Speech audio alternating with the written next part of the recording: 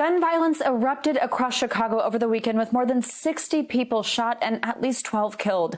NBC News reporter Shaquille Brewster spoke to a young woman who was once a victim of the violence, and we want to warn you, some of this video may be disturbing. It was one of the best days. I love being with my family. It was so fun, so energetic. It's just some of the best people to be around. It was a day she always expected to remember, but became one she'd never be allowed to forget. I looked up and my friend was looking and she like, T, you got shot. T, you shot. May 31st, Chicago's most violent day in 60 years. At least 48 people shot, 18 killed. Not included in the initial count, 18-year-old Teyonna Lofton. After a socially distant graduation ceremony, Teyonna and her friends went to the store at a gas station.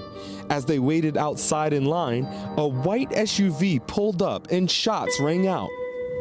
So everybody just talking, and just for 1 second, I remember like looking away, and then boom, I'm on the ground. I hear running, I hear screaming, I hear people sitting there shooting, and it's just like, in my head, it's like everything went fast. That's how I knew I got hit. Like, she's like, T, you shot. Your friend had to tell you were shot? Yes, my friend told me, but I knew something was wrong with me. They called 911, the bullet hitting an artery above her elbow, but no one picked up.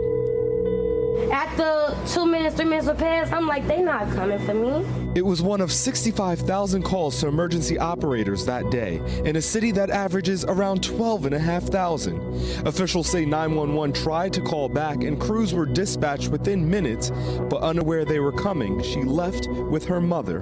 And mom just told me, like, she just heard me scream and heard me say, like, Mom, I'm shot. Mom, I'm shot. Come, get to me, get to me.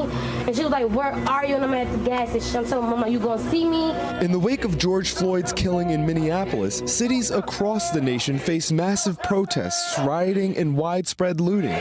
And while Teyonna supports the protests, she says on that day, those who took advantage of the chaos threatened her survival. After I seen those looters, they made me lose hope. My mom, she ended up kept driving, and I felt her car slow down. And I'm like, Mom, why are you slowing down again? I looked out, and I seen all the people in my mom's way. I remember like kicking my leg up on her like arm stand, and I just like laid my head back, and I'm just like, I love you, Mama. Teyonna grew up in a neighborhood familiar to gun violence and was impacted as shootings are surging in cities nationwide. New York, Atlanta, Philadelphia, all grappling with double-digit increases in shootings. In Chicago, while other crime is down, shootings are up 42% when compared to last year.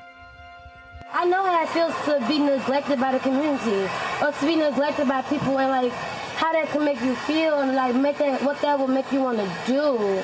And so like to my shooter, like I understand how it feels, like probably not have nothing, or to feel like maybe this is the right thing, or like, because we just products of our environment. The Chicago Police Department tells NBC News that no suspect is in custody for the shooting and that detectives are still investigating. Despite early academic struggles in high school, Teyonna graduated with honors after finding her focus through activism against gun violence and for the resources needed to root it out. My name is Teyonna Lofton. Tonight we are out here marching for peace. Tonight we are the lightning, and it's time to strike. But even after what happened to her, she doesn't think police are the answer. We need more actual help, like hospitals and more stores or more better schools or rec centers. Like, we don't need police. Hers now a new voice in a push to restructure city budgets, to shift government dollars from police departments to community resources. An issue that's become central to President Trump's re-election campaign. Due to defunding of the police department, we're sorry, but no one is here to take your call. Defund them. They don't need to defund them. Like, now, since what happened to me, defund them. Put that money somewhere else where it matters. Her experience rooted in a near-fatal collision of trends seen nationally. When people hear my name, I want y'all to think about a neighborhood hero, because I promise I'm coming for the hood. Like, I'm coming to save the hood. Like, we're not going out like this. This isn't stopping you. It's not stopping me.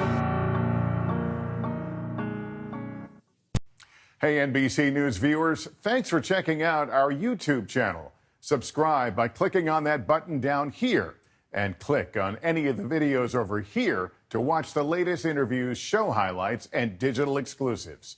Thanks for watching.